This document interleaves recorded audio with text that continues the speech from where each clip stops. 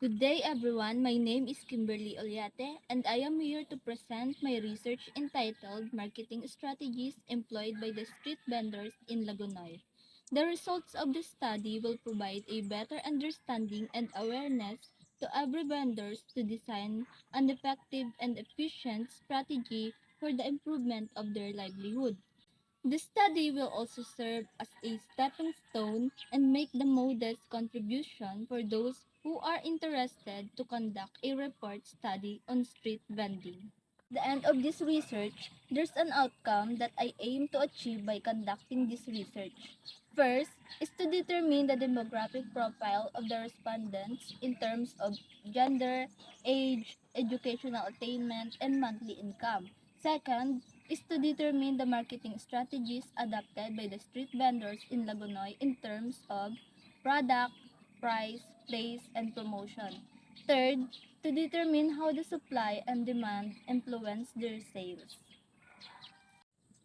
So to allow my readers and viewers to critically evaluate my study's overall validity and reliability, I use specific procedures or techniques to identify, select, process, and analyze information about this topic, which is the descriptive survey.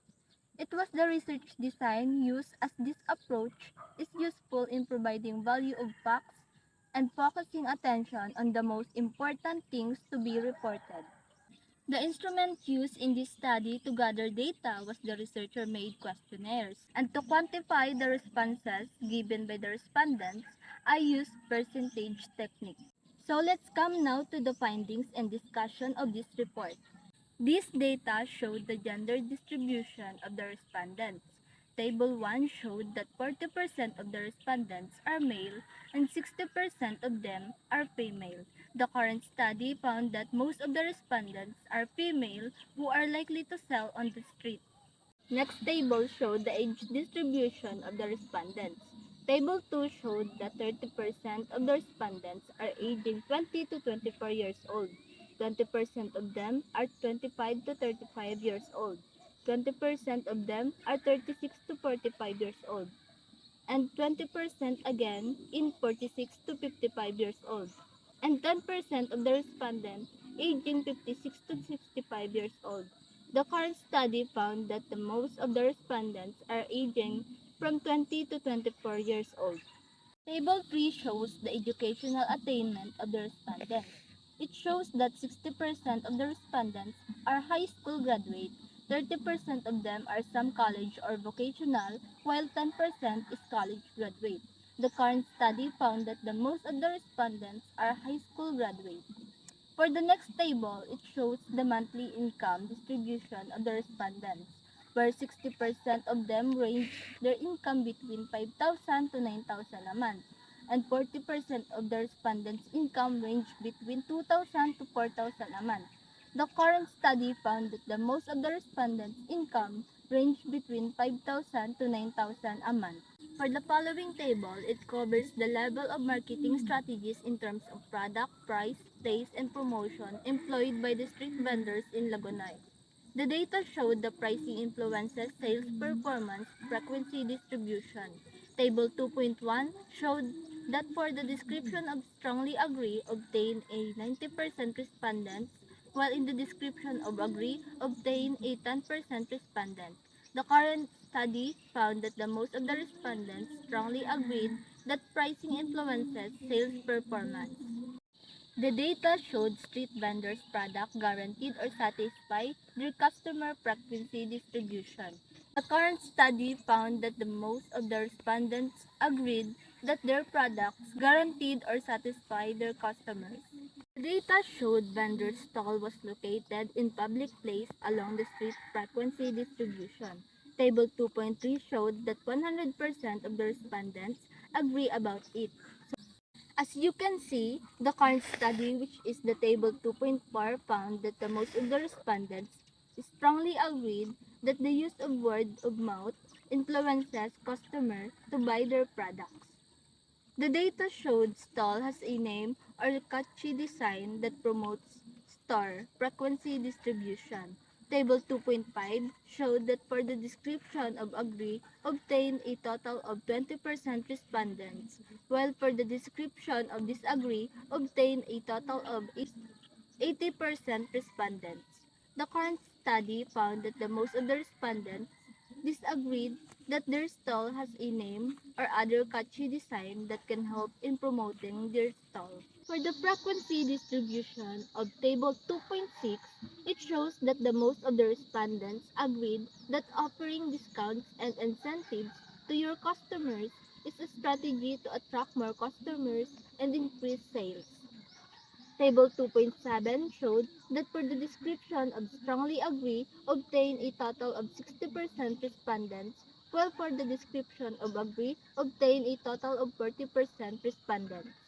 The current study found that the most of the respondents strongly agreed that having a good interaction with customers influenced their loyalty.